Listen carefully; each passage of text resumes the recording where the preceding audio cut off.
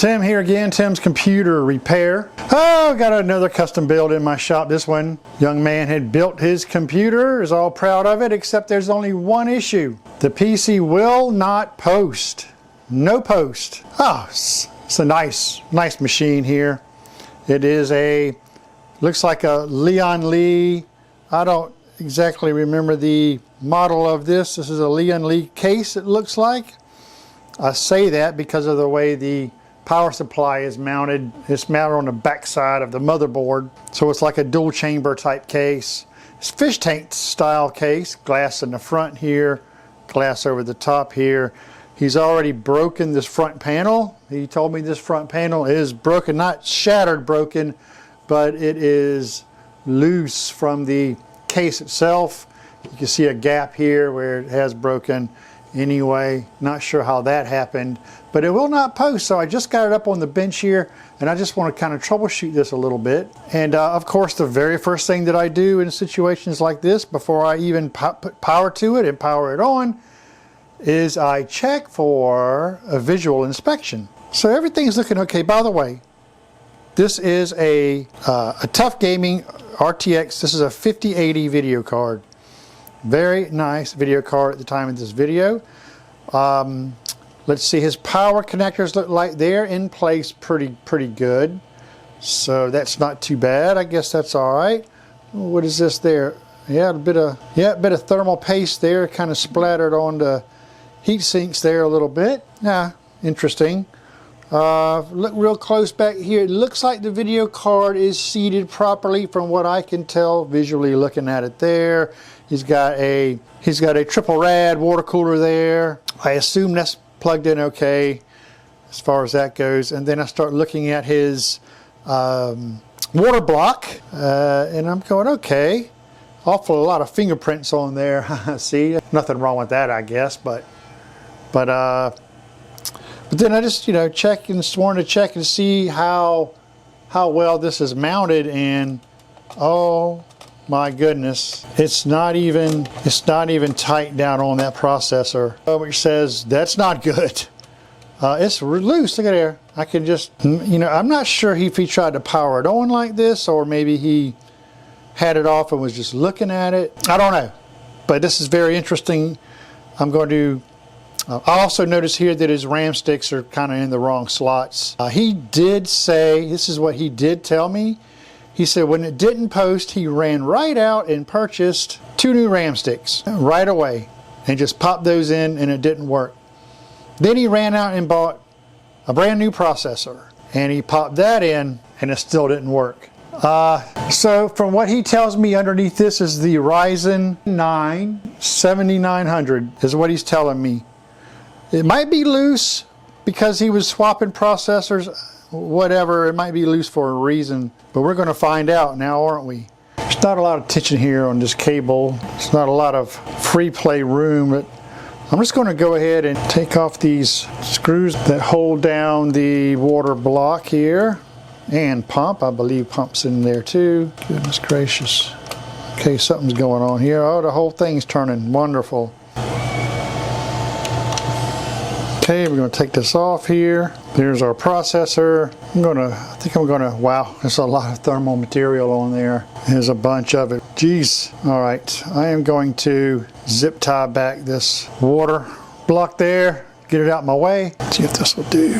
Okay, right here I've got the water cooler block there, zip tied up where it's out of my way. We're going to have a little bit of a closer look here.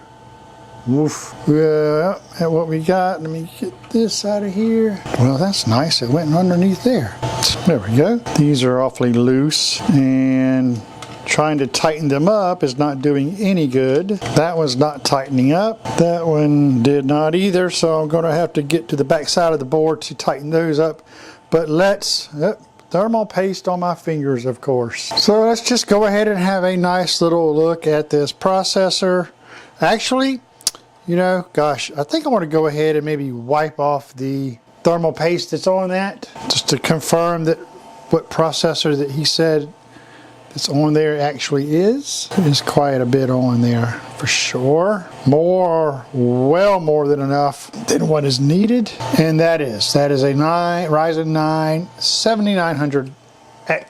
Actually, he said it was just a 7900. But anyway, let's go ahead and have a look at the pins on this. Lift that up. Oh, I see it right away. Bent pins. Game over, everybody. See if I can get a closer look at you. You can see them. Bent pins. Yep, that's game over. Pretty much game over. So, unfortunately, oh my goodness. You know, I may attempt to bend those back. These pins on these newer 870 boards, they're like spring loaded. It's going to be very difficult to bend those back. It looks like there's two of them, but yep, that is a shame. That is a shame. Wow. It just goes to show. I don't know how that happened.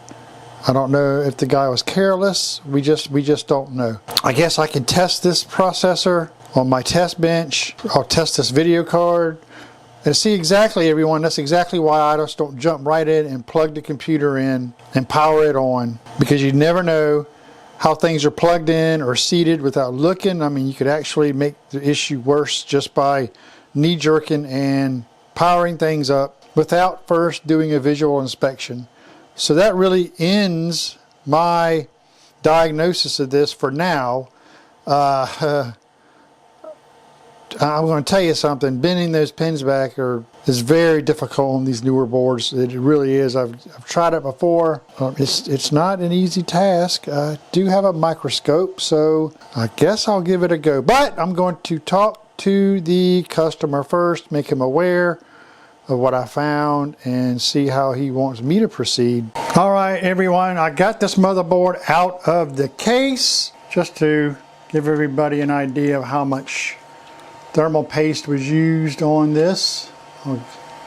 There you go, right there. It's just absolutely caked on there. Fans galore. Honestly, don't know why this guy has so many fans. 1, 2, 3, 4, 5, 6, 7, 8, 9, 10 fans, of course. 3 of those are for his rad here, so I'll let that be. But goodness gracious, fans everywhere. But I got this out. First of all, he didn't have standoffs under everything under here. You can see, you know, places where there was no standoffs. Some places had standoffs. He was using the wrong screws to put the motherboard in to screw down to the standoffs, which are these guys, this is the wrong screw. I know, that's like a hex head screw there. That's not what you want. He also had one of these screwed down directly into the hole in the case, not to a standoff. And I would imagine the couple of ones that were screwed down to a standoff are most likely stripped out. We'll have to swap those out. But this is a big mistake, big time with this. Where he was really making a big mistake. This is his standoffs that I guess come with the, I would assume that's NZXT, so that's probably a Kraken a water cooler there. And these are some of the standoffs that come in for the mounting process of this. And of course they give you an AMD size and an Intel size. But I was wondering why some of these were so loose, and then all I have to do is this. Look at that. They don't even screw down in there. They're too small. So he was mounting that cooler with these guys not even being screwed down to the actual back plate here. So that kind of tells me, I'm pretty sure that this is, I'm not really sure. This is either for an AM4 or an Intel. I don't know. He'd have to, hopefully he still has all of the hardware to his water cooler. He needs to bring them to me, because when he comes back, we need to use the proper hardware for this. But wow, he wasn't going to even get that cooler to even sit on there properly. Then again, we have the issue with the bent pins. We don't know how that happened. I would say most likely user error, other than it being a being, you know, defect from the manufacturer or something. That's highly unlikely, but not impossible.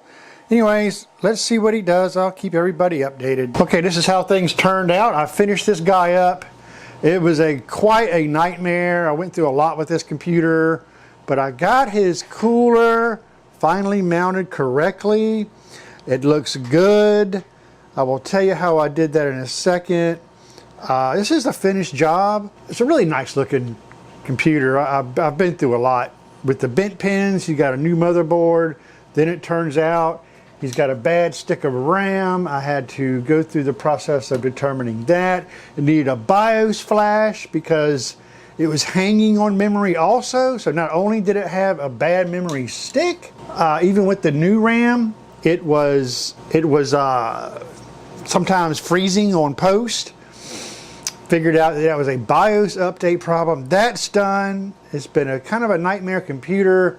You can change these RGB fans just by pressing the RGB button. So that's pretty cool. Got all the fans facing the right way. It was a heck of a job, I will tell you. But if you ever have a problem where you need cracking hardware, you want to go, I got mine off of Amazon. I'll leave a link down below this video. You want to look for this brand here. I think it's Aztec. And this has all of the parts, and you get to pick between AMD and Intel, what have you. There's several different options, but this was exactly what I needed. Be careful what you order. Make sure you know what you're ordering, because there's all sorts of different variations of this. But this is what I needed to finish off this job, because he did not have 2 of the tightening bolts that go, and he did not have 2 of the standoffs that he needed. So I had to order and find and source this out. So keep that in mind. Anybody needing or you know is in the same situation. I'm going to of course keep the rest of these in case I come across this problem again. I'm glad I was able to find those, because if not, we'd have to probably just buy another cooler. Anyway, that's going to be it for this video. Thanks for coming along. I am Tim with Tim's Computer Repair. See you soon.